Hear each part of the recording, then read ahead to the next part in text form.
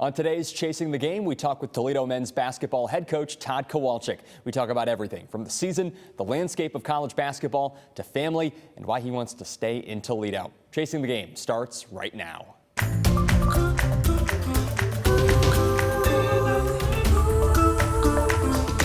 Welcome into Chasing the Game. We're going to do something a little bit different this episode. We could not get Tod Kowalczyk in studio. As you can imagine, he's a D1 college basketball coach and a very busy guy. We took the show to him. We sat down in his office at Savage Arena for a one-on-one interview. So without any further ado, I'm going to kick it back to myself. Here's my conversation with Tod Kowalczyk. All right, we now welcome on head coach of Toledo men's basketball, Tod Kowalczyk. Tod, thank you so much for giving us the time. I appreciate it. What's this time like for you in the season? Late February, I'm assuming it's got to be pretty tense, right? It is intense. Clearly, you're playing twice a week. Our preparation stays the same. We follow kind of the blueprint what we've done in the past and what's worked for us. And but clearly right now we got to play better basketball. Yeah, I think I talked to you guys at the beginning of the season. You talked about the psychology of this team, playing angry. Do you guys still feel like you're playing angry? Is that still kind of a philosophy for you guys? We're not right now. We were. I think it's a team that's been, we're tied for third, in March 1st. We've set the bar high by winning 4 straight championships, and tied for third simply not good enough. So clearly we got to get better in our last 3 games and go into the conference tournament playing angry and playing with a focus and playing confident basketball. Yeah. What's that like out? Because you just mentioned it, the 4 straight championships. You guys are in a position that you're probably not used to being in third place the last few years. What's the energy like in the locker room between the guys? How are they kind of handling it? I think they're rallying around each other for the most part, but an area that we got to grow and we got to learn. We're starting 4 sophomores and a senior. So relatively young team, and just looking for a little bit more consistency with our leadership, with our dealing with adversity, with moving the basketball, and certainly defensively we clearly got to get better down the stretch. Yeah, you just talked about the 4 sophomores. You guys have a great core of sophomores there. Javen, Sonny. What's that like having so many sophomores be minutes and point leaders for you guys? Well, they're maybe our 4 best players are our 4 sophomores, and that's been a little bit of a challenge. We've had some veteran teams over the past, and this has some veteran leadership, but mostly it's led by a sophomore group that has learned from the past guys. Javen Simmons was here with Seth Milner and with JT Shoemate, and he learned a great deal about leadership, about professionalism, coming to work every day. And the work ethic, and hopefully that's going to pay off for his career. Yeah, I know this is asking you to kind of think ahead a couple of seasons, but what do you think their potential is like as seniors, all those sophomore guys? Well, I think their potential is huge. Now we got to keep them, with the transfer portal and NIL, and do the best job we possibly can to continue to develop our talent, which has been really a strength of our coaching staff. You look at the players that have come through here, they've developed and they've gotten better over time. Now it's a little bit more of a challenge when like last year's three seniors to be all transferred. That's a little bit of a challenge that we've got to get better with and learn from. But the transfer portal's been really good to us.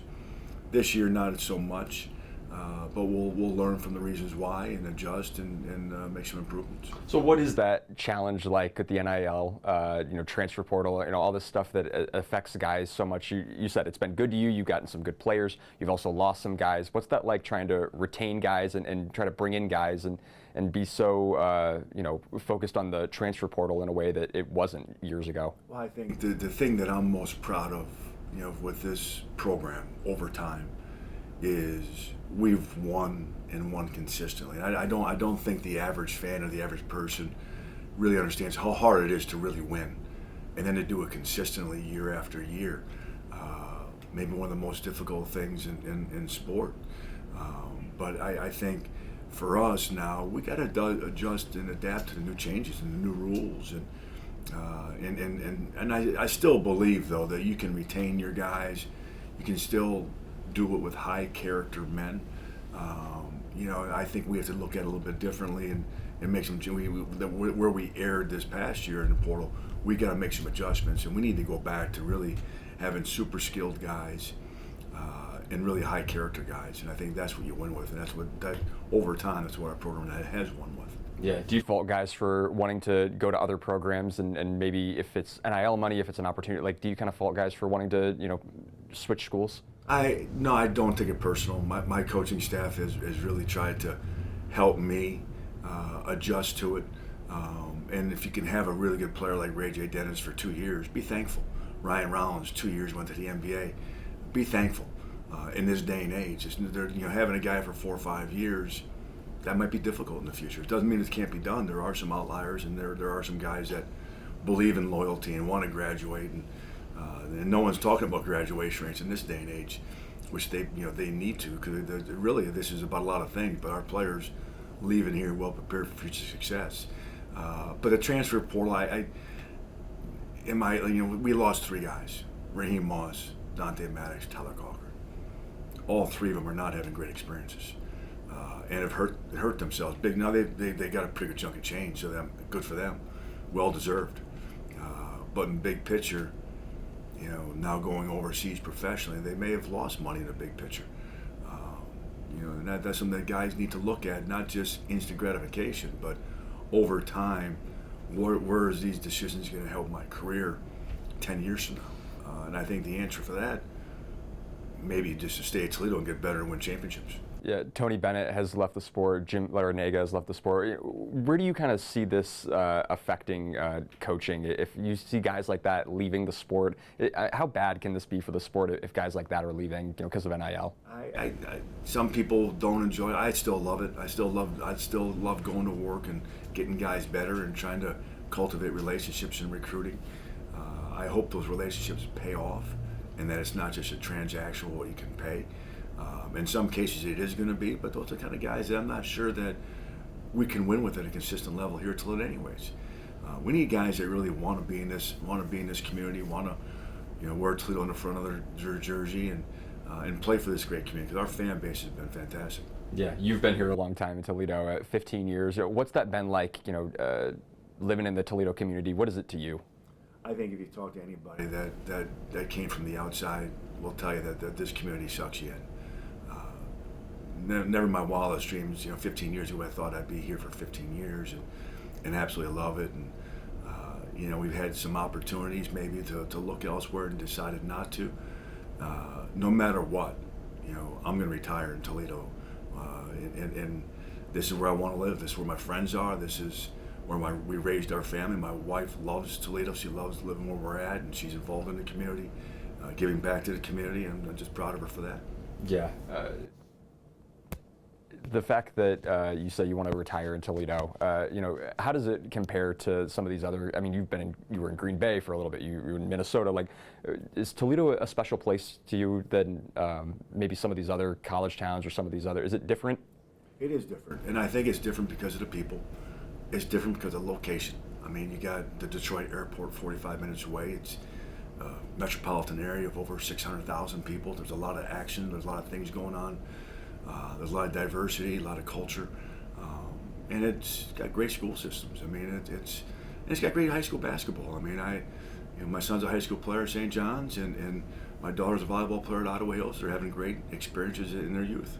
Yeah, what's that like? Race has obviously been a standout basketball player. We've covered plenty of times. Rose plays volleyball at Ottawa Hills. What's that like? Watching those two kind of grow and develop as players. It's neat. Rose is very passionate about volleyball, and we'll see if she has the ability or the drive or the want to play at the college level. I think that's yet to be determined. Race clearly wants to play at the college level, has the ability to, and the biggest thing I'm proud of is just his grind. Here's a guy that had a broken back because he worked too hard, but he's in the gym every night. He's around our program, and he continues to seek what he wants to seek, and that's to be the best player he can be. Yeah. What do you think his potential is in college? Do you think maybe he could be one of those difference makers at the the MAC level, at the Power 5 level? Like, how do you kind of see his development?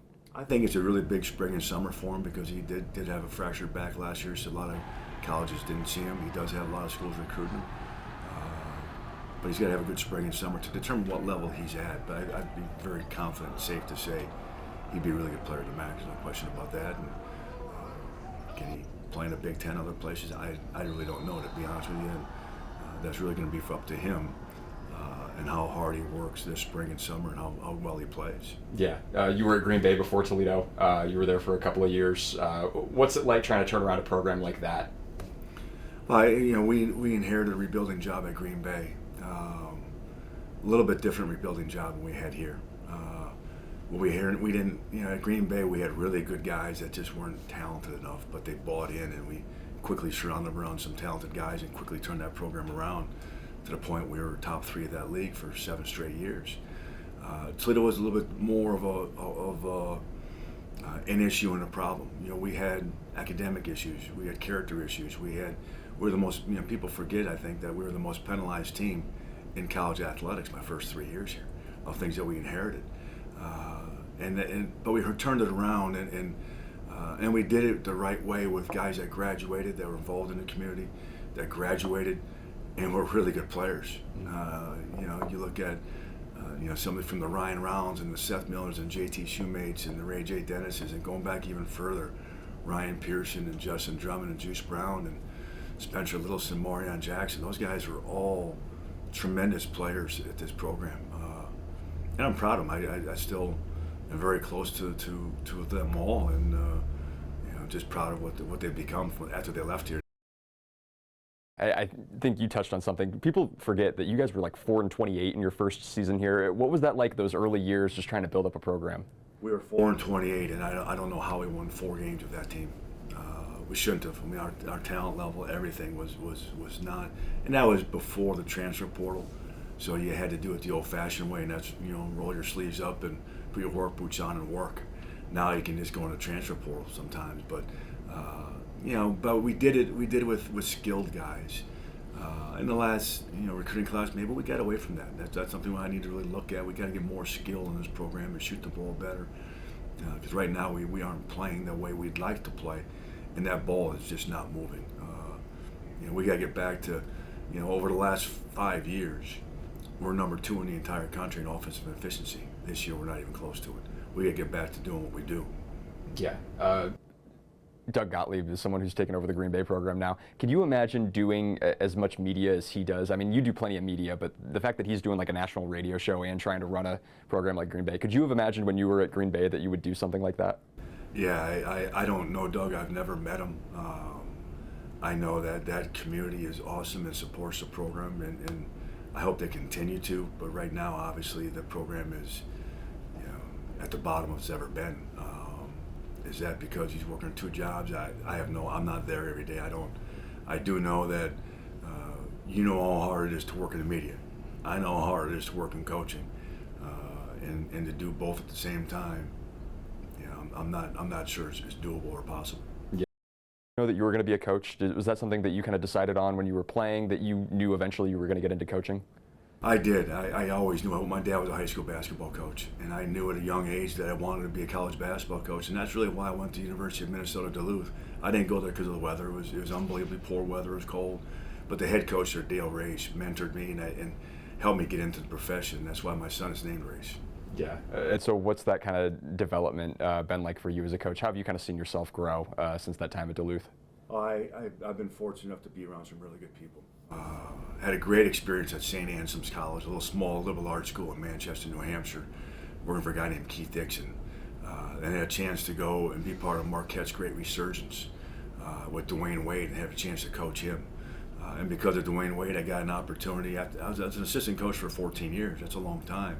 Got my first head coaching job at age 36, 37 in Wisconsin, Green Bay, and very thankful to the athletic director Ken Butoff to giving a guy that's never been a head coach an opportunity and a chance. And looking back at it, obviously we made some mistakes early on. We've learned from it. We've gotten better. But I think we're, me personally as a coach, as a relationship builder within the program, or a recruiter, I think I continue to get better and absolutely love coaching it. So I'm not going to be Jim Larinaga and Tony Bennett that's going to look at this NIL or transfer portal and say this is bad.